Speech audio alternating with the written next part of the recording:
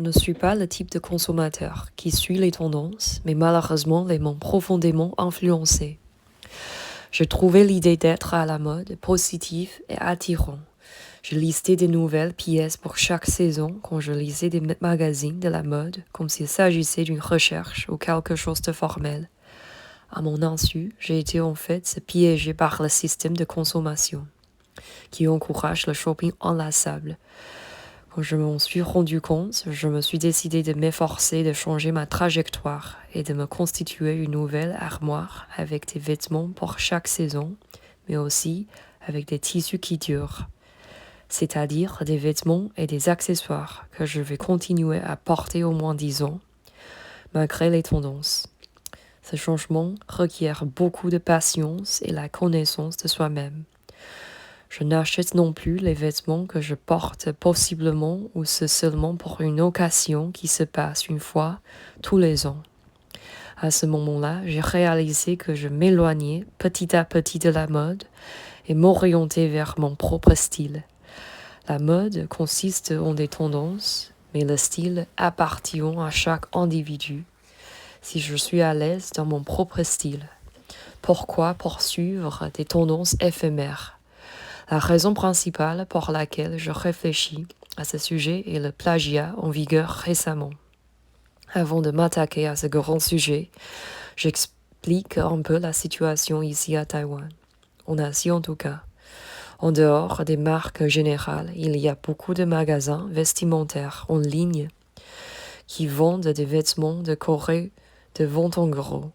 Il n'y a pas un designer, mais plutôt une petite compagnie dont le fondateur arrange un certain nombre de dessins et les met en pratique avec la fabrication de masse. Les dessins peuvent être ce que le fondateur copie de marques connues, spécialement de haute couture. Cette culture de plagiaire se transmet dans le public.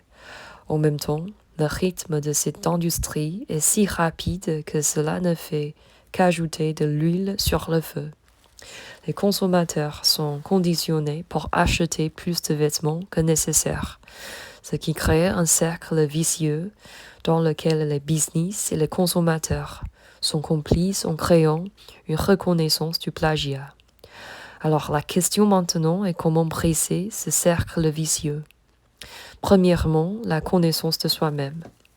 Dans quel type de vêtements on se sent confiant? La connaissance et la confiance en soi nous permettent de sortir du consumérisme.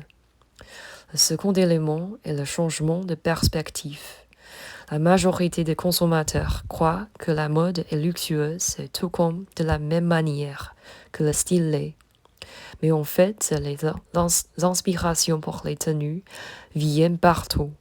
Les couleurs du crépuscule, un verre fait de marbre, une exposition d'art, une silhouette d'un chat sur un mur. Si on découvre que des inspirations se trouvent au quotidien, on se détachera facilement de la consommation, des informations trompeuses transmises par les entreprises et les marques. Le dernier conseil est de s'éloigner des vendeurs et leurs rhétoriques sur la mode. Leur seul objectif est d'augmenter les ventes en créant des demandes et désirs, ce qui est complètement opposé à la LED avec notre recherche d'un style qui nous convient.